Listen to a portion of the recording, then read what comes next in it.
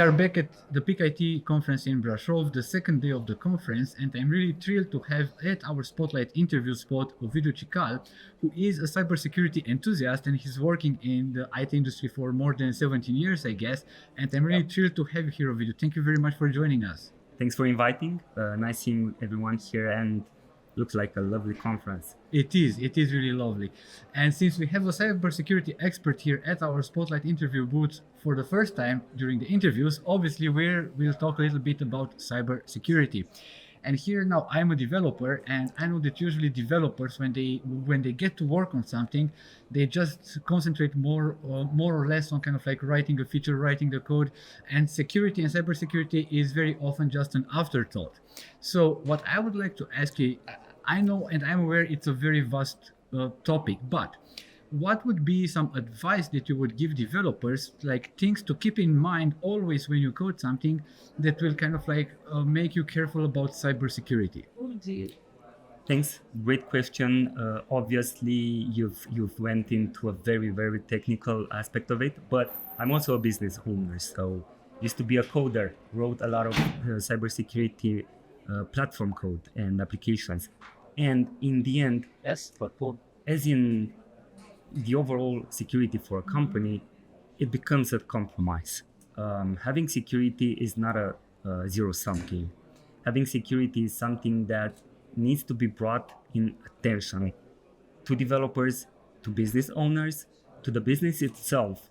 As long as you can shift from seeing that only in the cost center and move that in the business enabler mode, it changes the philosophy, changes the dynamic of having a better secure product for running a business. In the end, why do we write software? We write software to power something, to solve business problems. To solve business problems. And business problems are not security problems, right? Business problems see security a lot of times in the cost center. What, in my experience, changes this a lot is when business understands security, and it's done through the lenses of the developers themselves. When developers preach for security and developers think about security, then it becomes easier for the managers and for the leaders in cybersecurity to get that up to the board level way easier. Because when a developer puts into practice a SAST, a DAST, tools that, for him as a professional, makes them feel I'm doing the right thing. This is my job to create software, but it's also my job to keep software secure. And it starts with small fragments. Like, probably the first thing a developer thinks about is, especially if they work with databases, can someone do SQL injection for me in my application? It's still the most popular thing. Exactly, it's still the most popular, and it doesn't happen in the first year of coding, probably not even in the second, when you work on acquiring skills that, put you in front of your management team, your colleagues as a developer first, right? But then it changes to, I need to do more as a developer, and what can I do more? Bring a bit of security into my application. That makes me a better developer. So in my view, what helps, and I clearly see this as a change in the industry, is shifting security left. And it's not just shifting security left, is also be able to sell that as an enabler for doing more business. So there are often board meetings that gets translated to the management and to the developers level, where the manager says, we need to build this application secure, because if our company doesn't lose its money through a security breach, then we've done a better job as developers and managers. And actually, we bring more return on investment, basically. Exactly, we bring more return on investment. Of course, it's an investment. It's an investment in training, it's an investment in tools, but in the end, it's an investment in the business, as long as it's done in the right way. And it's not provoking conflicts, and it's not slowing the business, and it's not ruining development, and it's not ruining also the developer experience. And do you agree, for instance, with the fact that if you don't really think about this as an investment that needs to be done, it's only a matter of time until you get into real problems from a security perspective. Or am I wrong on this one? It is. No, you're not wrong, but there will always be skepticism, and you will see people that come and say it never happened to me. Yeah. That happens to Microsoft, to Facebook. Yeah. Can you think of a more skewed way of thinking about things?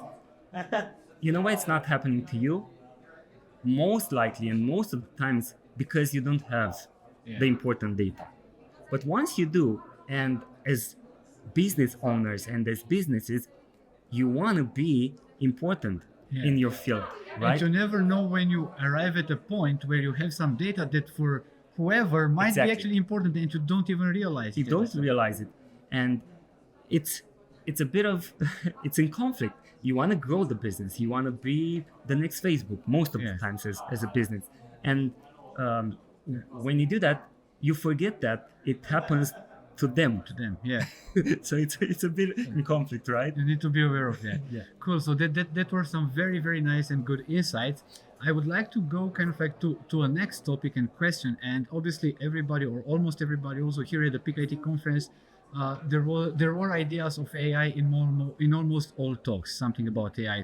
So obviously I would be curious, what's changing, or is anything changing in this discussion with AI and cybersecurity? Because the way I look at it is, okay, we as developers or QAs, we can leverage the help of Copilot or other AI tools to write more secure code.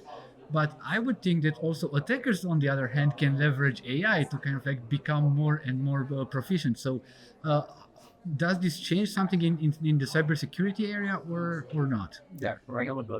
It's a very, very complex topic, and the pace at which it's happening is insane. Too fast. Like, it's too fast. For me, an IT person, it's so fast that I can't follow anything that happens. But obviously, I'm looking in the cyberspace, and there's this quite common meme with a superhero having two buttons, one green, one red. Yeah. And in our space and cybersecurity plus AI, it goes like this. On one button, there's security for AI. So do you build security to make AI more secure? And on the other one is AI for security.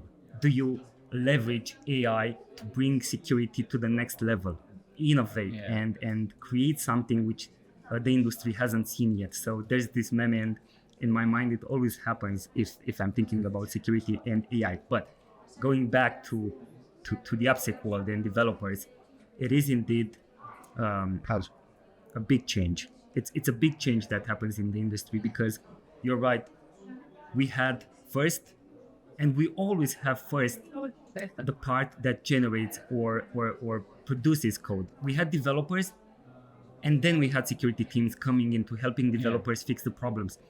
The same happened with the Copilot, as an example, because this is a good example on your end. We had Copilot for generating and writing better code on GitHub, right? Yeah. And then we had released, we've seen released the Copilot for security. So it's always like this, but I think it needs to change. They either go in parallel, or you start with, okay, is the code that this tool, this system that we want to become, we want it to become aware, and we want it to become AGI, right? Almost. Do we want it to also think about security? Of course we want. So we have to build it inside. But if we're not changing that, I'm not sure we're going in the right direction. Obviously, in the example you gave, we can't do anything about it because it happens at a level we don't control. Like it's super. So we should focus on things that we can control. Exactly. What we can do now. Okay, now we have both of them. Let's put them to work together.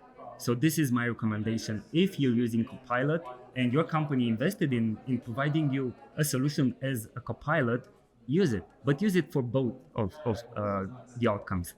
Write better secure code and better code. Cool. That's a very, very nice insight. Thank you very much. And there is one other topic that I wanted to go into. Obviously, when we think about cybersecurity, OWASP is one very important thing. Oh, lovely. And I think you did lead, or maybe you're still leading the OWASP chapter in Cluj. So, what can you tell about it? Because I think a lot of people are not familiar with what an OWASP chapter actually is.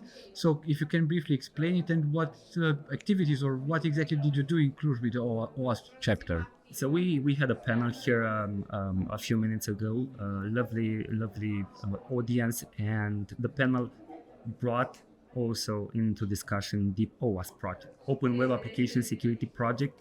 It's probably the biggest organization, non-for-profit, Non-profit, yeah. which is promoting better security coding standards, and actually also provides tools to do that. So there are open source tools available on the OWASP project that you can use. So if you can afford paying for a high-end solution, at least start with something. And this is possible through the OWASP project. I did lead the OWASP chapter in Cluj for almost 10 years, I think. But I had to pass that to my colleagues Okay. that I had in the project, just because I'm used to doing things good, and there was not time for that. So now in Cluj-Napoca, there's a team. There are 2 developers that are working in promoting the project. The project itself works like this. There's a chapter. There's a chapter that brings together 4 or 5 times per year everyone together into conferences, into a day of conferences as much as possible, with topics from people from the industry.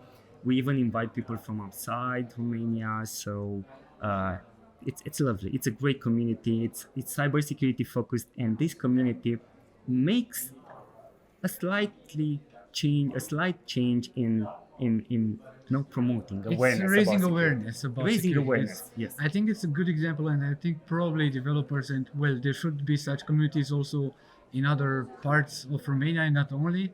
So They are. maybe if somebody have- is watching this, maybe if you are a cybersecurity enthusiast, you can get in touch with Ovidiu and he can help you to understand what this means and how you can set up your chapter in your city. That would be kind of like also very It comes very with important. benefits, by the way. You get a sponsorship.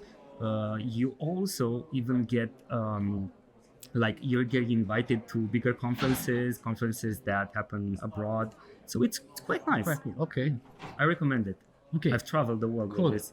That was a very nice discussion. Thank you very much, Ovidiu, for joining for us. It inviting was really a pleasure and very insightful. And I wish you a pleasant conference till the end of the day. Thank you. And hopefully we'll meet again at some Yeah. point soon. You keep the channel open and keep it running because it helps. Thanks. Cool. Have a great day. Bye. Bye.